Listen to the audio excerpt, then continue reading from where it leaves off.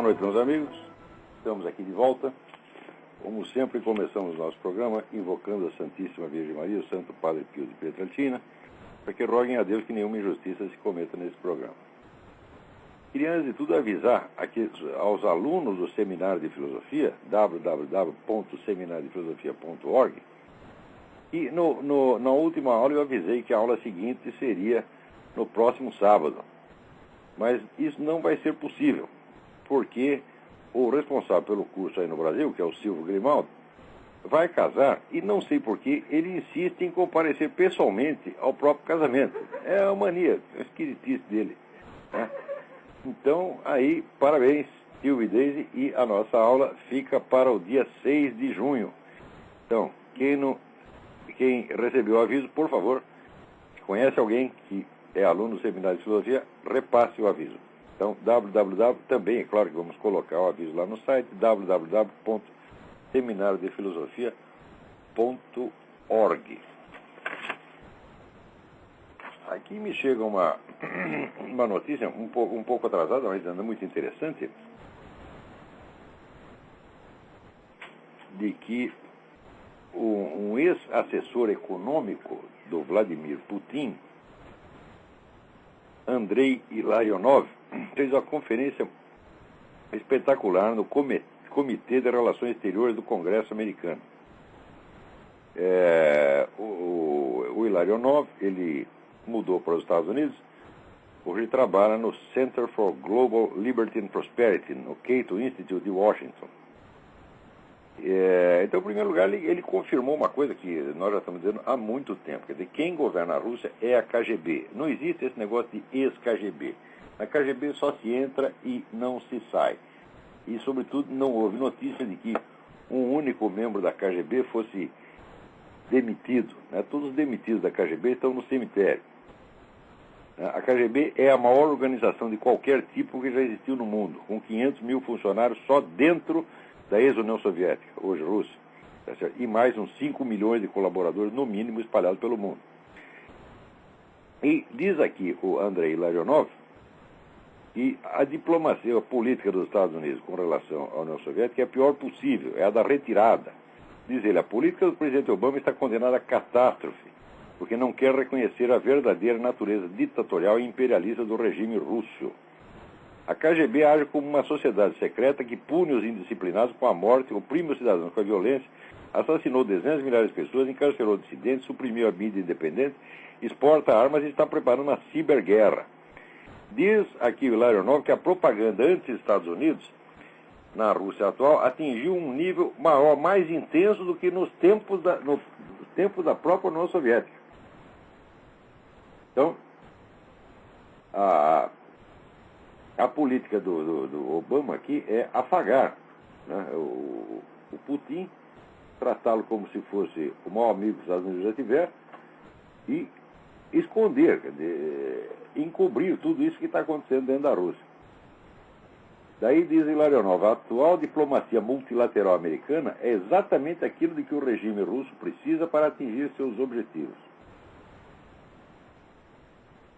A KGB domina Moscou e acredita que a administração americana atual concorda com seus planos de restaurar a antiga hegemonia russa sobre o espaço ex-soviético. Vai estar na cara que concorda. Agora, aqueles russos que se engajaram na luta pela democracia e pela liberdade têm o sentimento que os Estados Unidos os abandonaram e os deixam inermes diante de seus inimigos mortais. Mas olha, isso aí é um dos problemas da democracia, quer dizer, um presidente que assuma um compromisso, ele não pode garantir que o seguinte vai manter aquele compromisso. Mas, sobretudo, quando você tem um presidente conservador, depois sobe um esquerdista, é claro que o esquerdista vai dar para trás, como deram para trás, por exemplo, no tempo da Revolução Húngara. Simplesmente deixaram os camaradas morrer. Tá certo? E como, aliás, já fizeram até coisa pior. No tempo da Revolução Chinesa, né, o governo americano embargou a remessa de armas para o pessoal do Chiang Kai-shek. Então, o Mao Tse-tung acabou tomando tudo. Na época, o governo americano dizia, não, o Mao Tse-tung não é comunista de maneira alguma, o Mao Tse-tung é apenas assim, reformador agrário cristão. Era isso que o pessoal do Roosevelt dizia. Agora, confiar nesse pessoal do Partido Democrata, que eu não sei como é que os americanos acreditam pode ser tão idiota de acreditar nessa gente? Esses camaradas sempre trabalharam para os comunistas, sempre tiveram, não que sejam pessoalmente comunistas, mas para trabalhar com o comunismo não precisa ser comunista de maneira alguma. É só ser um sujeito moralmente indiferente, como era o Roosevelt. O Roosevelt era um sujeito que não acreditava em absolutamente nada, ele era uma espécie de epicurista. E é só você não ter, perante o comunismo é uma coisa tão agressiva, tão violenta e tão ambiciosa, tão megalômana, que o simples fato de você não ter diante dele uma reação moral firme, já é colaborar com ele. É só você não fazer nada que ele vai tomando, vai entrando. Essas coisas sempre acontecem na história. Quer dizer, um lado ataca com tudo e o outro se recusa a se defender. É assim que as coisas acontecem. Daí, diz Hilário Nobre, nós conhecemos as consequências da política colaboracionista. Os que se retiram e se rendem não terão paz, mas guerra. Uma guerra com resultados imprevisíveis e repugnantes. Para o Hilário Nobre, a situação está perto de atingir o ponto de massa crítica. Os Estados Unidos não são mais um superpoder em matéria de pensamento. De fato não são. Quer dizer, as ideias que circulam pelo mundo hoje são todas, vêm todas da central globalista e a maior parte delas são ideias francamente anti-americanas. Pois é, ele diz que com o Obama os Estados Unidos não se opõem mais ao totalitarismo. Não é que eles não se opõem, eles ajudam o totalitarismo. O Obama não fez outra coisa desde que chegou ao poder, senão afagar tudo quanto é ditador sanguinário que tem no mundo. E está na cara que o sujeito trabalha para os inimigos dos Estados Unidos. Mas o que impede o eleitorado de ver isso é o seguinte: a grande mídia inteirinha encobre não só, vamos dizer, a história mais ou menos secreta do Obama, como encobriu no tempo da eleição, a verdadeira biografia dele, mas encobre até atos oficiais de governo, que você toma decisões oficiais, assina embaixo e aquilo entra na prática sem que o povo saiba. O que está acontecendo aqui é muito parecido com o que aconteceu no Brasil. Quer dizer, que todo mundo encobrindo, né, a verdadeira identidade política do seu Lula, encobrindo a existência do Foro de São Paulo durante 16 anos. Então, passados os 16 anos, a esquerda revolucionária já tomou metade do continente e as pessoas ainda não percebem o que está acontecendo. Quer dizer, no máximo elas resmungam um pouco em torno de populismo. O populismo é um nome usado assim, para camuflar o que é o comunismo, na verdade. Eles acham que chamando de populismo, quer dizer, usando um termo pejorativo, estão fazendo alguma coisa, mas na verdade estão colaborando. Porque se você disfarça que o Foro de São Paulo é uma organização comunista, comunista clássica mesmo, leninista, né, já está ajudando os camaradas a crescerem em silêncio, crescerem discretamente, como de fato vem crescendo. Agora, nos Estados Unidos a coisa não é tão fácil, porque o pessoal aqui não é bobo que nem é o brasileiro, né? O brasileiro, todo mundo acreditou na história, o Lula mudou, todo mundo acreditou, e tem muita gente que ainda acredita nessa coisa. Acredita, por exemplo, que o Lula forma um contraste extraordinário com o Hugo Chávez. Está vendo? O Hugo Chávez é ditatorial, o Lula é bonzinho. Tá, né? Isso aí é que nem aquela história dos dois policiais tá interrogando o sujeito. Quer dizer, que um dá uns tapas no cara, o outro oferece um cigarro pro infeliz. Tá, né? Então um é bonzinho, o outro é malvado. Mas está tudo combinado. Então o Lula é o good cop e o outro é o bad cop. Mas é a mesma coisa. Né? O Lula foi o criador do Hugo Chávez. Ele mesmo reconheceu isso. Ele num discurso que, veja, no Brasil também acontece isso, o discurso oficial do presidente da República não foi noticiado por nenhum jornal. A coisa chega no jornal, já tem a instrução lá do dono. Não, isso aí não, isso aí o Lula falou só para os amigos e não é para vazar. Né? Então tem, vamos dizer, a equipe de fiscalização para impedir que até mesmo palavras inconvenientes do presidente cheguem ao conhecimento do público. Palavra inconveniente, não estou me referindo às gafes, não. Essas gafes podem ser publicadas, porque isso é até engraçado, ninguém liga para isso. Agora, quando ele confessa que, olha, nós pusemos o Hugo Chávez no poder e estamos muito contentes com isso, isso aí não pode sair. Né? E tem muita gente que sabe disso, sabe e oculta conscientemente e finge que não está nem ligando. Aqui tem muito camarada que é ligado ao CFR. O CFR é o grande culpado dessa coisa toda, é o inventor dessa merda toda. É a central globalista aqui dos Estados Unidos. Aí você leva essa informação para um cara e você logo percebe se ele é do CFR. Se ele disser, não, nós sabemos disso, mas isso não tem a mais mínima importância, isso aí não quer dizer nada. Né? Quer dizer, o sujeito minimiza exatamente a periculosidade alheia, nesse mesmo momento ele está minimizando a sua própria periculosidade. É um negócio incrível. Agora aqui me chegou uma notícia, também está um pouco atrasada, era de março, mas é interessante comentar isso aqui. Um tal de Irving Feldkamp, dono da maior rede privada de aborto, né, morreu com toda a sua família num desastre de avião. O avião caiu dentro... Não, ele não morreu, não, foram os filhos dele, perdão, os filhos dele, filhos pequenos. O avião caiu dentro de um cemitério católico, ao lado de um memorial que tinha... Um memorial chamado Túmulo dos Não Nascidos, que ele tinha um monumento aos bebês abortados. E o avião com as crianças do cara caiu do lado ali. Se você quiser achar que é coincidência, tá, você acha, tá certo? Todo mundo tem o direito de pensar o que quiser.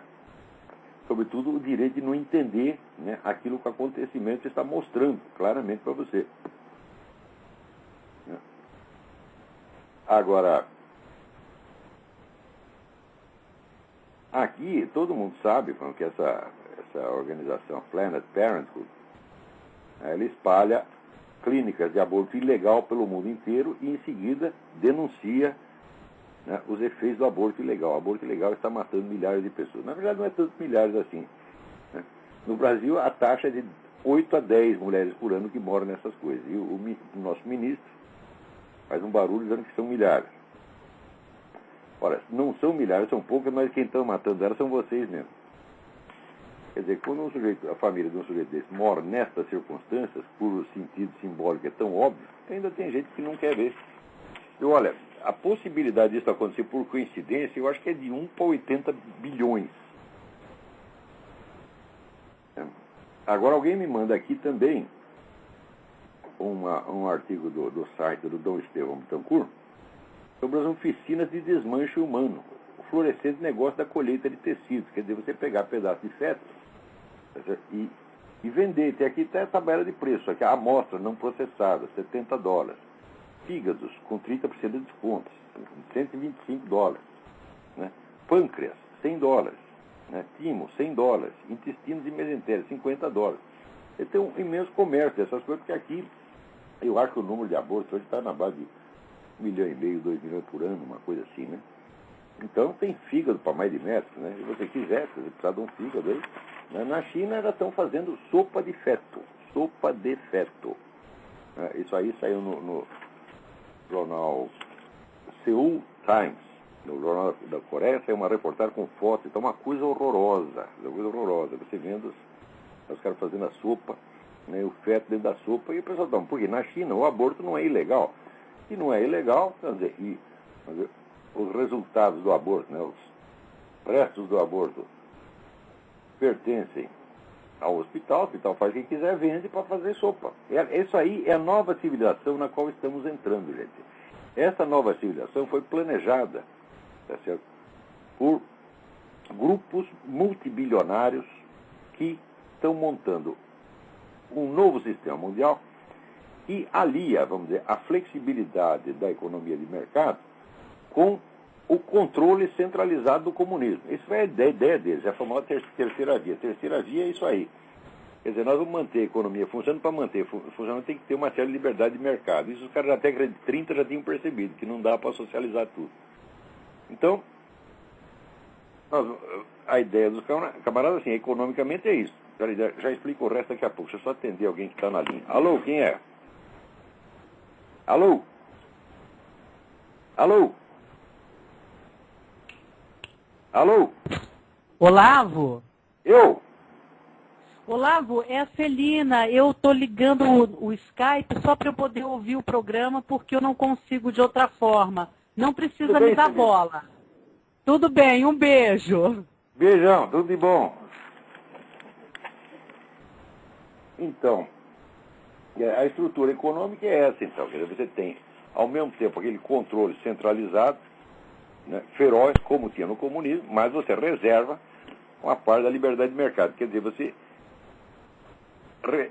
conserva a liberdade de mercado em troca de você desistir de todas as outras. E tem muita gente que está achando isso bom. Por exemplo, muito camarada que é liberal e que gosta muito de liberdade de mercado, então ele diz o seguinte: não, a liberdade de mercado traz consigo todas as outras. E olha, mas o próprio plano globalista já está mostrando que não é nada disso. É perfeitamente possível você articular a liberdade de mercado com uma ditadura feroz e tudo mais, exatamente como Lenin já tinha feito, tá certo?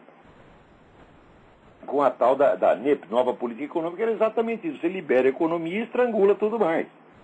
Quer dizer, esse pessoal está negando a evidência histórica já velha de 80 anos. Né? E está negando, por exemplo, o que acontece na China. Na China, quanto mais liberdade de mercado tem, mais ditatorial se torna o regime. Então, a articulação dessas duas coisas não é contraditória com o comunismo, não. O comunismo tem que ter uma base capitalista. Né? Então, ao mesmo tempo, esse pessoal já tem planos, né, para a nova civilização nas esferas da educação, da cultura, da moral, da religião. Já tem uma religião biônica, montada, funcionando, com templo na ONU. Né? E até o ex-papa João Paulo II caiu nessa de fazer lá na cidade de Assis um encontro, né, o rito ecumênico de toda a religião. Entrou até macumba, né, chefiado pelo papa. Eles vão fazer o papa de palhaço. Né? E nós sabemos que existe aí, desde o século XIX, isso começou a ser planejado com muita antecedência. É preciso estudar, rastrear essas ideias, planos, né, até as suas primeiras origens. As coisas começam muito discretamente, no seio de organizações ocultistas, sociedades secretas, e aos poucos vai virando, né, domínio comum, sem que ninguém saiba de onde apareceu aquilo. Então a ideia dos camaradas era o seguinte: não, uma ideia que depois viria a ser expressa também pelo próprio Antônio Gramsci, quer dizer, não atacar a igreja de frente, mas entrar dentro dela. E chegar, se possível, a ter um papa, que já não seria um papa nominalmente católico, mas é o papa da religião universal, o papa sincrético. Eu não digo que eles já tenham realizado isso, mas chegaram naquele encontro de Assis, quase chegaram próximo. Tá certo?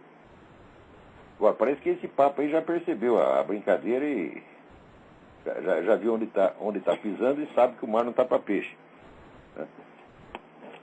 Então, no setor da educação, tem todos aqueles planos maravilhosos que o Pascal Bernardin descreve no livro Maquiavel Pedagogo, que é a educação voltada não para o adestramento intelectual das crianças, mas não para o seu melhoramento intelectual, mas para o seu adestramento comportamental, para você criar o cidadãozinho, né, servil, obediente, subserviente, e não faça questão nem de perceber o que está acontecendo. É o sujeito que diz amém a tudo. E é exatamente o que está acontecendo. A facilidade com que as maiores absurdidades são impostas às novas gerações. Os camaradas aceitam como se aquilo fosse verdade de evangelho e ainda dizem que isso é pensamento crítico. Puta merda! Né?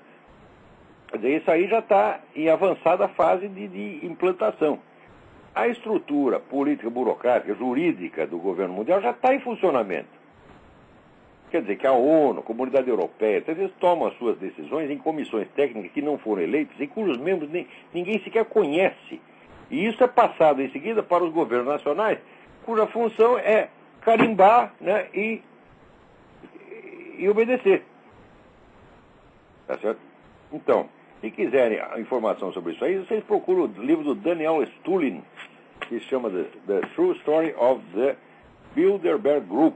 Esse sujeito acompanhou a existência dos Bilderberg por 20 anos, e está tudo lá, com fotografia, com documento, com tudo. Então, é claro, ele diz que todas essas organizações, nós não podemos achar que todo globalista é mau por natureza. Muitas vezes esses caras entraram no idealismo, acreditando que estavam construindo um mundo melhor. Tá? Mas com o tempo, o negócio vai virando realmente uma máfia. Tá, né? É uma máfia que quer todo o poder, quer o controle do mundo inteiro, tá certo? E destrói quem fica na frente. Agora, destrói discretamente. Eles não fazem o método de controle que eles usam, que eles chamam controle não aversivo. Quer dizer, você tem que ir sempre de mansinho, fazer de conta que está aceitando tudo, mas por trás você vai boicotando, né? Por exemplo, todos os órgãos de grande mídia americana, todos, sem exceção, pertencem a membros do grupo Bilderberg. Eis porque nada que se faz no grupo Bilderberg é noticiado. Foi noticiado pela primeira vez em 96, porque em 96 eles fizeram uma burrada. Eles se reuniram no Canadá e estavam discutindo na reunião o desmembramento do próprio Canadá. A coisa vazou e daí até os empregados deles mesmos, nos jornais que pertencem a eles mesmos, não aguentaram e começaram a discutir o negócio. O que eles fizeram? Imediatamente, falaram, não, nós desistimos disso aí, não vamos fazer nada, não espera o negócio do Canadá. E 20 anos depois, 10 anos depois, eles voltam com a mesma conversa. Quer dizer, eles têm tempo para esperar, eles não precisam fazer nada depressa. Se você não surge uma reação negativa, imediatamente eles recuam. Ele tem um pouco na barata, né? Morde a barata. Quando você acende a luz, a barata some. Apaga a luz, a barata vem tudo de novo. Eles fazem exatamente isso. Esse negócio da comunidade norte-americana, que era fundir México, Estados Unidos e Canadá, também deu um escândalo aqui, daí eles disseram, não, nós já desistimos, isso aí são coisas do passado. Quando todo mundo esquece, eles voltam de novo. Então, foi a partir de 96 que a coisa começou a vazar. Mas esse livro desse Daniel Stullen é um repórter espanhol que mora no Canadá. Ele acompanhou todas as reuniões do grupo Bilderberg desde a época que ele começou a estudar. O Bilderberg começou em 1954. Tá? E anualmente reúne ali as 300 pessoas mais poderosas do mundo. Né? E para você não dizer que é um negócio racista, o diretor-geral do negócio é um negão de 2 metros de altura. Um chama não sei o que, Jordan, né? Você vê como os negros são discriminados, perseguidos, coitadinho, é uma coisa incrível.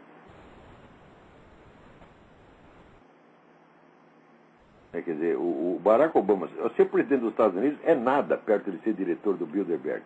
O presidente dos Estados Unidos é office boy do Bilderberg. Né? Então já estava lá o negão Jordan, mandando no mundo. Né? Daí arrumou um, né? Pegou um neguinho menor e falou, não, vamos botar esse aqui para trabalhar para nós aí. Né? É uma coisa terrível. Então aqui, eu não vou ler a tabela de preço inteira, porque senão vocês vão vomitar. Pô.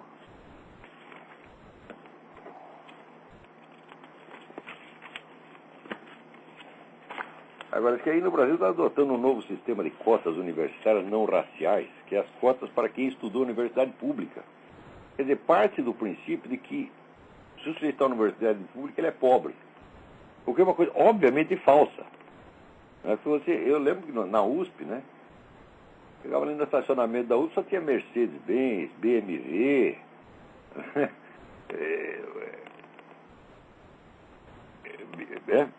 Na BMW, aqui tem um coro de BMW, no certo é BMW, porque em alemão W é V. E fala BMW é anarfa. Então,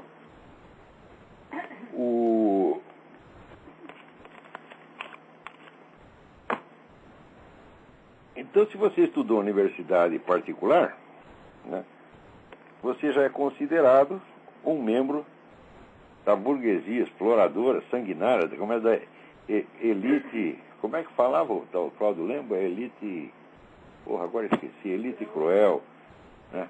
A elite branca cruel, egoísta e cruel, Então, agora o cara que estudou na USP, que vai todo dia lá com o seu BMW, sua Mercedes lá na USP, ele não paga nada, quer dizer, está gastando dinheiro do público para não poupar o dinheiro do papai dele, para ele poder gastar o dinheiro do papai em cocaína. Né?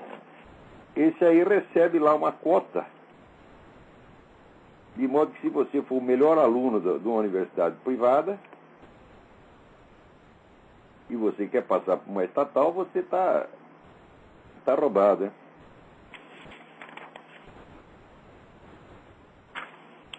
Muito bem. Agora aqui, o Rafael Aquim é um torcedor do Flamengo. Eu também. Ele sou um cara ignorante, praticamente sem estudo, escrevo mal e tudo mais de ruim que posso imaginar. Pô, também não está tão ruim assim. Tudo aí sempre no meio de esquerdista, dentro do colégio sempre fui de direito, coisa na Zona Sul do Rio de Janeiro. Gostaria de escutar seu programa, do qual sou ouvinte assíduo há mais de um ano, comentar sobre a relação da arte, principalmente a pintura, com o movimento revolucionário e principalmente com o comunismo. Muito bem, Rafael, é o seguinte. O grande livro sobre isso é o do Modris Eckstein. Eu já citei esse livro várias vezes. Chama Rites of Spring, Ritos da Primavera. Eu acho que há uma tradução brasileira com o título de A Sagração da Primavera. Né?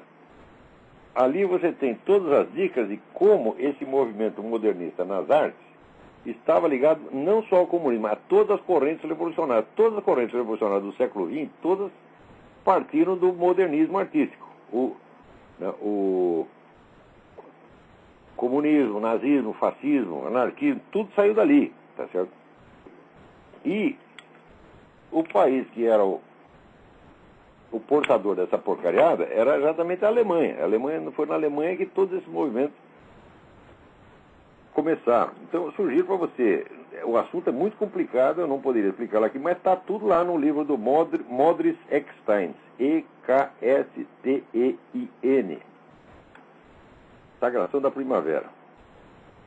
Aqui a Regina Ferreira pergunta, gostaria de conversar como posso participar do programa de rádio. É muito simples, você tem que ligar para este número aqui, ó. Esse número Peraí, agora perdi o número. Eita. Te dou o número já. Ou você participa fazendo exatamente como você fez. Você me manda um e-mail. Agora, mandar e-mail é um problema, porque a gente recebe 400 e-mails, tem que selecionar alguns. 646 915 8924. Ou você liga para esse número, ou você simplesmente faz como você fez. Manda um e-mail e eu seleciono alguns, talvez. Vamos ver, a gente seleciona o seu, já estou avisado que vem aí. Muito bem. Aqui.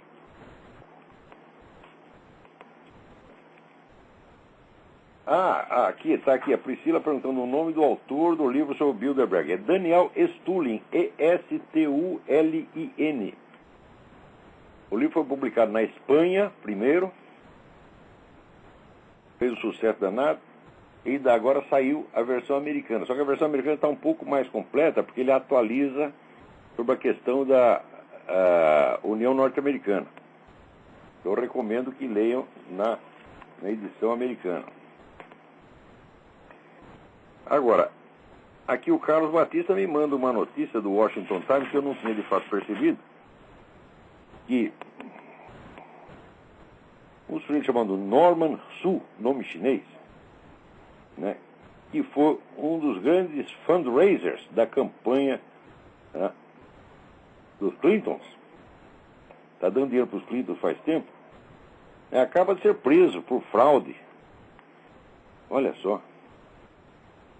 E todo mundo está sabendo que tem alguma coisa errada naquelas finanças de campanha do Clinton por causa do dinheiro chinês que entrou ali. Várias estatais chinesas e passaram dinheiro para ele. E ele, em agradecimento, mais tarde, na última semana de governo, ele soltou da prisão os espiões chineses que estavam lá fazendo espionagem nuclear em Los Alamos. Né? Mas como o senhor já está no fim do mandato mesmo, preferiram abafar esse negócio. É muito fácil abafar qualquer coisa desse tipo aqui. Se há o interesse do pessoal do CFR, Council on Foreign Relations, ou da turma do Bilderberg em jogo, a coisa mais fácil é abafar, porque eles são, vamos dizer, eles são ao mesmo tempo o personagem da notícia e são o dono do jornal. Então, o jornal vai publicar aquilo do jeito que eles quiserem. A coisa não é fácil porque existe internet aqui, né? Existe internet e existe programa de rádio, que eles estão até querendo acabar com o programa de rádio independente. Então a coisa vaza de alguma maneira, mas vaza assim pipocada, de maneira fragmentária. Não forma aquela unidade em bloco. A vantagem da grande mídia é o seguinte, é a sua uniformidade, quer dizer, todos dizem a mesma coisa. E o povo que não sabe que tudo aquilo pertence ao mesmo dono, pensa assim, não é possível que tantos jornais dizendo a mesma coisa estejam mentindo de maneira convergente. Mas é exatamente o que estão fazendo. Quer dizer, eles apostam na impressão de pluralismo. Né? Então criam uma uniformidade planejada que é calculada para parecer pura coincidência. E parece mesmo. Então, agora, o profissional do jornalismo, ele tem obrigação de saber isso, ele tem obrigação de denunciar isso. Agora, alô, quem está na linha aí? Alô? Alô? Oi. Professor, boa noite. Boa noite. Quem está falando? Aqui é Gabriel de São Paulo. Gabriel, tudo bem? Tudo bem, professor? Como vai? Tudo certinho. Professor, é o seguinte, eu tenho uma dúvida a respeito com relação ao seguinte. O que o senhor considera como sendo o método mais eficaz na pregação da contra-revolução aqui no Brasil, especificadamente assim, aqui no Brasil? O que o senhor acha que seria interessante as Eu acho que a primeira coisa que tem que fazer é o seguinte: tem que criar uma nova geração de intelectuais preparados para entender a situação e para diagnosticar todo dia. Esse diagnóstico de conjuntura tem que ser feito todo dia. Sem isso, não há a menor possibilidade de você criar uma outra geração de políticos. Quer dizer, aquilo que não está na cultura de um país também não vai estar na sua política. Isso é impossível. Quer dizer, tudo que a gente faz começa na nossa mente. Tá entendendo? Você não vai poder começar pela mão, pelo pé, pela bunda. Não, começa na cabeça. Tá entendendo? Então, em primeiro lugar, tem que fazer a nova geração dos intelectuais. É o que eu estou fazendo. Agora, o que eu estou fazendo é um grãozinho de areia, tá entendendo? Eu estou tentando fazer isso através do seminário de filosofia.org. Tem ali os 400 alunos. Espero que daqui 20 ou 30 anos esse pessoal esteja habilitado para derrubar essa hegemonia intelectual esquerdista, tá certo? E a partir daí criar uma nova geração de políticos. Eu não vejo o que se possa fazer diretamente na política de agora, por quê? Todos os canais de ação política já foram apropriados por esse pessoal da esquerda. Não é Note bem, quando a gente fala esquerda, no Brasil o pessoal entende tudo errado. Pensa que esquerda é só PT, PSTU, etc, etc. Não. Esquerda, a gente usa, às vezes, a palavra imprecisa, mas é tudo aquilo que vem, vamos dizer, da central globalista. Quer dizer, os caras estão a fim de criar um sistema socialista mundial no qual se preserva uma parcela de liberdade de comércio. E isso é tudo. Tá certo? Esse é o plano dos caras. E está todo mundo trabalhando para eles. Todo mundo e todos os partidos.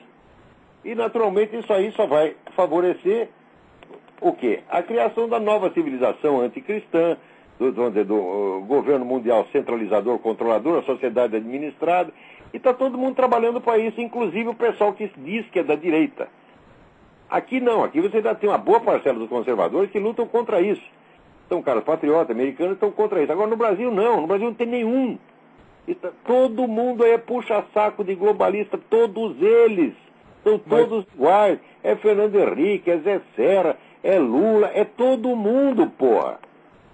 Quer dizer, os caras conseguiram fazer uma devastação. E onde a opinião majoritária brasileira, que é conservadora, cristã, patriota, etc., não tem canais de expressão mais. Se você chega com um discurso patriótico, cristão, tá certo? No Congresso, os caras te animam como louco. Porque você fica tão esquisito, tão isolado, que você começa a parecer uma aberração. Então, isso aí que se chama hegemonia. Hegemonia significa que você tem um tal controle das ideias em circulação que quem quer que diga uma coisa diferente, você não precisa nem contestar, porque o cara já parece louco. É a total marginalização. Eles levaram 40 anos para fazer isso, mas fizeram. Então, nós não vamos conseguir partir para uma... tem que fazer uma ação política agora. Não dá. Vocês deixaram a coisa chegar muito longe, então agora tem que começar do começo. Professor, deixa eu fazer uma outra pergunta.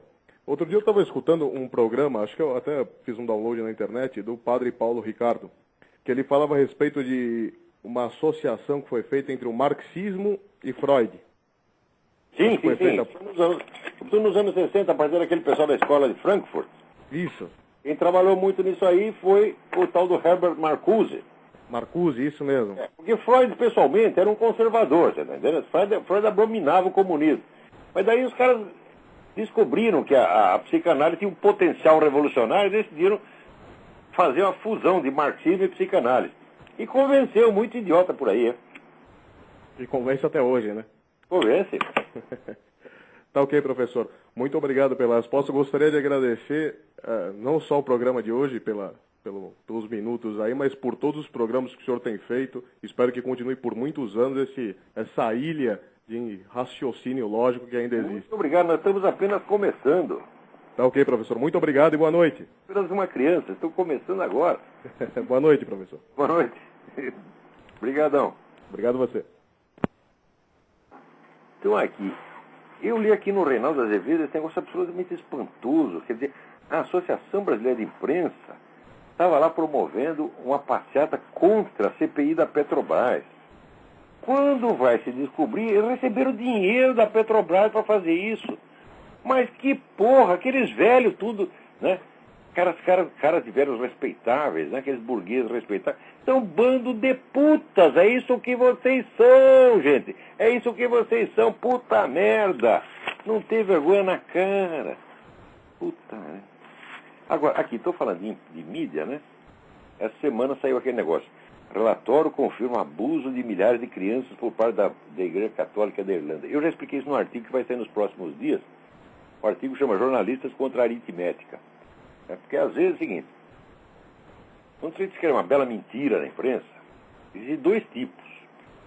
Existe aquela mentira que para você desmenti-la, você precisa ter outras informações que estão sonegadas. Então você não tem, o público fica desarmado e somente o pesquisador pode reagir. Você vai lá, escava o negócio e hoje em dia é mais ou menos fácil você acabar descobrindo tudo através da internet. Então, porém, em outros casos, o desmentido está contido na própria notícia. No primeiro caso, o mentiroso aposta na dificuldade que o cidadão comum tem de pesquisar. Nem todo mundo tem, né, veia de historiador ou capacidade de pesquisa. E esse negócio de pesquisa, eu digo que é fácil para quem tem tarimba no negócio. Né? Mas o povo já não tem acesso a outras fontes e não tem como conquistar esse acesso. Então, no primeiro caso, eles apostam. No segundo, eles apostam na distração e na estupidez do leitor. Eles apostam que o leitor vai ler aquilo corrido e não vai conferir uma linha com a outra linha. Quer dizer, quando ele chegar na linha 3, ele já esqueceu a linha 1. E o que sobra é só uma impressão geral. Então, nesse caso aqui, olha, é uma coisa maravilhosa, porque diz aqui, o relatório é uma comissão da Suprema Corte, né, chefiada por um juiz da Suprema Corte, diz que comprovaram ali 12 mil casos de abuso de meninos e meninas nas escolas de orfanato. Nem todos são abusos sexuais, a maior parte foi simples castigo corporal, quer dizer, deram lá umas varas de marmelo na bunda dos meninos, né? Mas 12 mil casos. Agora, como é que eles descobriram os 12 mil casos? Interrogando 1000 pessoas. Ora, porra, chega 1000 caras lá e diz, olha, nós sofremos abuso na escola, né? E daí eles deduzem outros 11 mil que não tem vítima. Porque apareceu 1000 vítimas se queixando. E as outras 11 mil? Não tem. Quer dizer, é claro que o negócio é uma fraude. É evidente que é uma fraude. Porra! Porque para você comprovar 12 mil casos, você precisava ter não apenas 12 mil vítimas, mas precisava ter outras testemunhas e outros elementos. Mas o caso não tem nem vítima. Que porra de crime sem vítima é essa? Né? Quer dizer, os meninos foram abusados, foram curados, né? Porra, está faltando aqui, né? 11 mil traseiros infantis. 11 mil. Foram inventados. Saiu da cabeça desse juiz da Suprema Corte, o Sean Ryan. O senhor embrulhão, senhor Ryan. Embrulhão. É isso que tu é. E a mídia que reproduziu isso é tudo um bando de vigarista. Agora, o sujeito católico já está acostumado, toda semana sai uma coisa contra a igreja católica, ele não vai conferir o número. Né? Ele aqui, 12 mil casos. No jornalismo eu não chamo lead. Lead é assim, é a cabeça da notícia, né? É o que tem impacto, é o título e o lead, mas é em geral o que o pessoal lê. Quando você tem um pouco de prática, você acaba descobrindo que, em geral, o resto da notícia desmente o lead e desmente o título. É preciso ler com uma certa atenção. Quando o jornalista faz isso, nós devemos ficar grato, porque isso aí ele já se desmente a si mesmo, sem que nós precisemos buscar outras informações. Quer dizer, o senhor já deu a notícia e já deu o desmentido no mesmo texto. Né? Muito obrigado, o senhor está prestando um grande serviço público. Né? Peraí, tem alguém na linha aí. Quem é? Alô? Olá, Vô, tá me ouvindo? Perfeitamente. Aqui é o Roberto Voloche, tô falando de Paris, da França, mas na verdade sou de Curitiba, do Paraná, aluno da professora Luciana Amato. Mas você está em Paris agora? Isso, exatamente. Olavo, na verdade eu tenho três questões de agora, não tá? Isso, Curitiba, Paraná, aluno da professora Amato. Sei. Isso. Eu tenho três questões da Luciana Amato. Pois é, grande amiga minha. É uma grande pessoa, eu adoro muito ela. O Brasil inteiro devia conhecer o trabalho dessa mulher. Ela está fazendo um trabalho pedagógico maravilhoso há 20 anos, com discrição, né? Sem nenhuma vaidade, é um negócio incrível. Exatamente, é uma grande pessoa mesmo, assim, é um anjo da minha vida, se eu posso dizer assim. Então, Olavo, eu tenho umas 3 questões aqui para você. Estão mais envolvendo aqui as questões aqui da Europa. A primeira delas é uma coisa que eu quero entender melhor, o que é de mito e o que é de realidade sobre aquilo que eles chamam de sionismo, né? E quais são as fontes primárias que podem elucidar essa questão. Ih, caramba. Mas quando eu não sei a que você está se referindo. O que dizem do senhor? A que afirmação do sionismo você se refere? Exatamente, porque, por um lado, tem todos aqueles movimentos revolucionários né, dos árabes, né, que eles tratam o sionismo, né, como um monstro, mas, por outro lado, por exemplo, eu fiz uma amizade com um historiador francês, e ele já tem lá seus 70 anos e tal, e ele fala assim que digamos que ele conhece um pouco sobre a história do terrorismo intelectual, de toda essa questão da nova ordem mundial, mas ele acaba insistindo bastante, ele toca bastante no ponto do sionismo, e eu não sei exatamente o que ele está querendo dizer com isso. Olha, aí na França, o pessoal da direita francesa é tradicionalmente anti-judaico. Eles têm um problema com os judeus desde o século XIX. O que, a meu ver, é uma cagada. É uma cagada, está entendendo? Porque agora o pessoal da esquerda está juntando aí tá de mão dada com o muçulmano a fim de foder com o americano e foder com o judeu, entendeu? E o pessoal francês sempre querendo ser diferente, né? Então eles querem fazer a direita anti-judaica. Fala, porra, né? Só para não dizer que concorda com o americano, tá entendendo? Então aí não vai para frente, tá entendendo? Agora, isso também não quer dizer, quando ele fala isso, não quer dizer que judeu é santinho, nunca fez nada de mal para ninguém. Claro que fez. Porque entre os líderes da Revolução Soviética, você tinha um monte de judeu, tá certo? Que depois perseguiu os próprios judeus.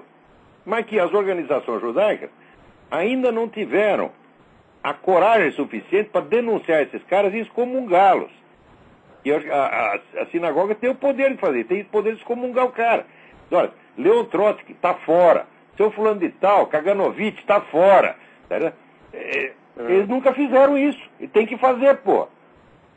Porque esse negócio, senão você fica... Eles ficam, como é que se diz? Dando proteção a seus próprios perseguidores. Eu já falei isso 50 vezes. Quer dizer, tem isso aí, mas o judeu faz a mesma coisa que a Igreja Católica faz, né? Também protege os seus perseguidores. Entendeu? Quanto traidor não tem dentro da Igreja Católica e dentro da comunidade judaica? Milhares. E todo mundo fica com dozinha, tá certo? E protege esses caras.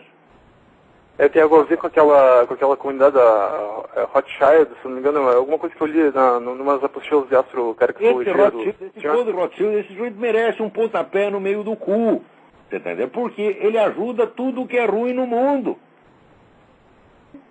Eles estão envolvidos nessa nova ordem mundial ou não exatamente? Não, sobretudo no negócio da nova ordem mundial. E ajudou muito a ser revolucionário do mundo inteiro, tá entendendo? Isso é uma vergonha. Esse aí é o outro tal do Warburg. Quer dizer, eu não entendo por que as organizações judaicas não denunciam esses caras. Falam, vocês estão ajudando nossos inimigos, porra.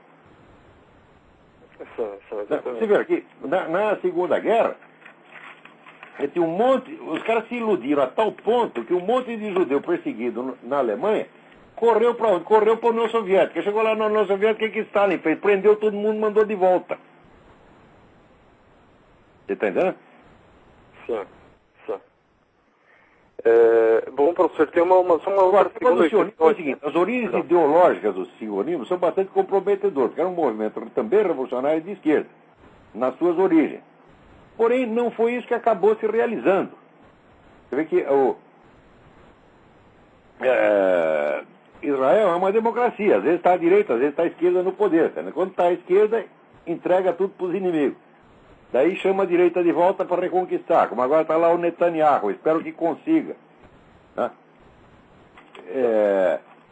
E além disso, esse negócio de Estado de Israel não é uma questão de de messianismo judaico. Não, é uma questão de sobrevivência. Os caras precisam ter um pedaço de terra, porra. E aquilo é pequenininho, em volta tem 32 países enormes. Né? Por que os outros países árabes, né, não querem esses palestinos no quintal deles? Por que tem que enfiar tudo lá dentro de Israel? Exatamente. É um negócio de uma hipocrisia. Essa palhaçada de dividir o Estado palestino, essa palhaçada toda. Né? Pois é, você vê, tanto falaram nisso que até os judeus já concordaram. Tá bom, tem que ter o duplo Estado palestino, mas isso é conversa mole, porque os caras não querem duplo Estado, eles querem destruir o Estado de Israel. Isso está claro. É. Exatamente. E agora uma questão que está mais ou menos... A Igreja Católica, tá entendendo? Se você protege o seu traidor e seu inimigo, pô, você se ferra, pô. É coisa óbvia, né? Mas bom, isso aí é uma coisa que nós, como indivíduos, nós podemos entender. O indivíduo humano é muito mais inteligente do que qualquer organização. As organizações são lentas, elas funcionam mecanicamente. O nosso cérebro não vai mais... Então a gente compreende a situação, mas nós não temos poder. Então fica aquela história, sabe aquela história do cego e do aleijado, que se perderam no deserto? Então o aleijado subia em cima do ombro do cego e ele indicava o caminho. Mas acontece que aqui é o seguinte, a gente está que nem o aleijado, a gente indica o caminho, o que o aleijado faz? O que o cego faz? Joga nós fora, pô. Nos derruba. Então não adianta o indivíduo que é inerme, a gente pode ter a consciência, a inteligência, o conhecimento, mas não temos o poder. E o cara que tem o poder, por sua vez, é cego, imbecil. Sim, entendo. E o senhor poderia me responder por que, mudando um pouco de assunto, por que os Estados Unidos eles estão interessados na inclusão da Turquia na União Europeia? Eles, na verdade, o Obama ele só reforça agora, mas essa questão já faz alguns anos, já acho que desde 2004, mais ou menos, que já está em voga. O senhor saberia me dar uma posição sobre isso? O senhor que mora aí nos Estados Unidos, eu não sei se o senhor está inteirado dessa situação? Olha, essa política exterior do Obama era tão cheia de mistério que a gente nunca sabe.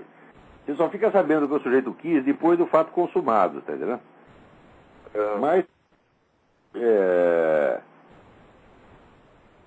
eu realmente não sei se isso aí é bom para a OTAN entrar a Turquia lá. Não tenho a menor ideia. Sim, porque pelo que eu vejo assim, isso daí na verdade é mais uma das entradas, na verdade, justamente para o mundo árabe, que irromper aqui na cultura europeia. Me parece que sim. Sim, já tem aquela questão já da Argélia e tudo mais, agora mais com a Turquia vai abrir para arregaçar tudo bem. Estão abrindo as portas para a ocupação islâmica. E o Obama é o primeiro que está colaborando com isso. Agora, não, ele não é o primeiro, não. Antes dele já tem, né, o príncipe Charles na Inglaterra, que é o patrono da ocupação islâmica, né? Sim. Aquele bundão. Mas mesmo assim tem porque essa questão dos Estados Unidos, na verdade, ela até anterior ao Obama. Ela já vem, acho que desde o Bush, desde 2004, mais ou menos. Essas coisas não se improvisam. E olha, nesse caso você não pode ver muito uma divisão de republicano e democrata. A divisão não é essa. A divisão é a seguinte: quem pertence ao CFR e quem não pertence. Quem está a favor do CFR e quem está contra. Essa que é a divisão. Sim. Entendo, professor. Bom, professor, eu agradeço muito aí a sua atenção. Gostaria de enfatizar aí que o seminário de filosofia está excelente, está impecável. Essa última aula aí foi realmente excepcional. E tenha uma boa noite e muito obrigado pela atenção. Obrigado. Nós faz o que pode. Tá certo, professor. Tá certo. Até mais ver. Tchau. Agora, diz que aí no Brasil, o deputado Jackson Barreto já pretende apresentar até o final de maio uma proposta de emenda à Constituição para que o Lula possa ter o terceiro, quarto, quinto, né? Para que o Lula seja eterno. Né? E é um negócio incrível, né? Quando os caras subiram ao poder, eu avisei, eles não saem mais. Tá certo? Por quê? O máximo que pode acontecer, é entre o PSDB, mas o PSDB também... Quando estava o PSDB no poder, com o Fernando Henrique, ele criou o MST, com o dinheiro do governo, né? Então, e ele mesmo já avisou, Lula, esse lugar é seu, né? Quer dizer, ele aplanou o caminho com o cara. Então isso aí é tudo briga de comadre, porra. Agora, quando é que vai ter um partido sério de direita, um partido conservador, um partido cristão? Né? Enquanto não tiver isso, esse país não se levanta, pô. Agora, parece que vai demorar, né?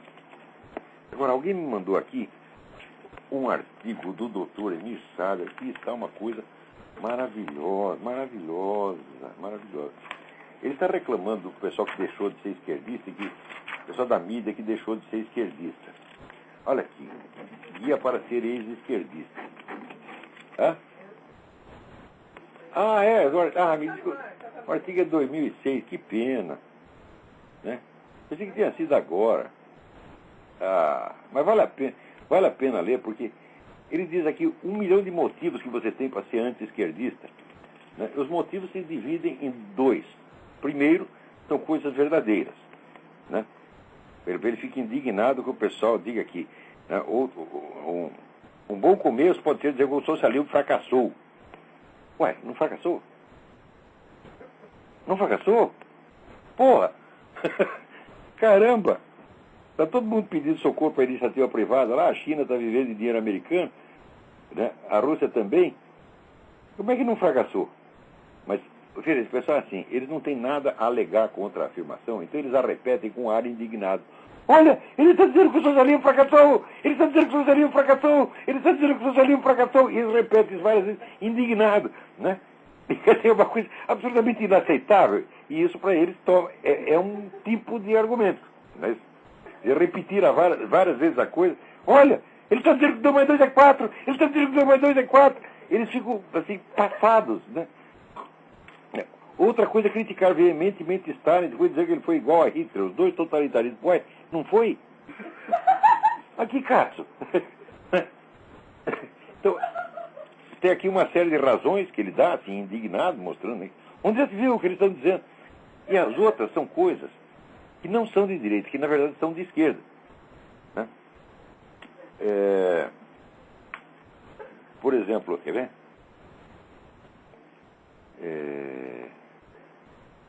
Por exemplo, desqualificar Hugo Chávez como populista. Eu digo, olha, a história de populista foi inventada por vocês mesmos.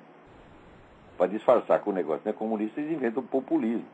Daí o sujeito repete que é populista e diz que ele está xingando o Hugo Chávez e que ele é um vendido. Né, que ele está contra a esquerda. Eu, pô, Emir Sader. O Emir Sader é especialista em linguagem dupla. Né, quer dizer, ele encavala dois sentidos diferentes e faz uma certa confusão. E essa confusão, às vezes, persuade as pessoas. Daí ele dá um monte de motivos, né, todos os motivos para você ficar contra a esquerda, para você largar a esquerda. Né? Daí ele diz, mas muito mais fácil é continuar a ser de esquerda. Nem são necessários pretextos. Bastam as razões sobre o que é este mundo e o que pode ser o outro mundo possível. Quer dizer, esse é todo o argumento da esquerda. Este mundo é ruim e há um outro mundo possível. E, dito isso, é motivo suficiente para você ser de esquerda. Os 100 milhões de mortos do comunismo não significa nada. Né? A debacle econômica do socialismo não significa nada. Todo o fracasso, a miséria, o sangue não significa nada. O que é importante é o seguinte, um outro mundo possível. E ele acha que isso aqui, ele está convencendo alguém para puta vida. É um negócio de... Olha, nosso tempo aqui está acabando. Aqui o Elder Mello pergunta, busquei, não encontrei nenhuma fonte falando sobre a limitação dos poderes do Grão-Ducado de Luxemburgo. Olha, eu li no jornal católico aqui de Richmond. Deixa eu ver se eu acho. Espera aí.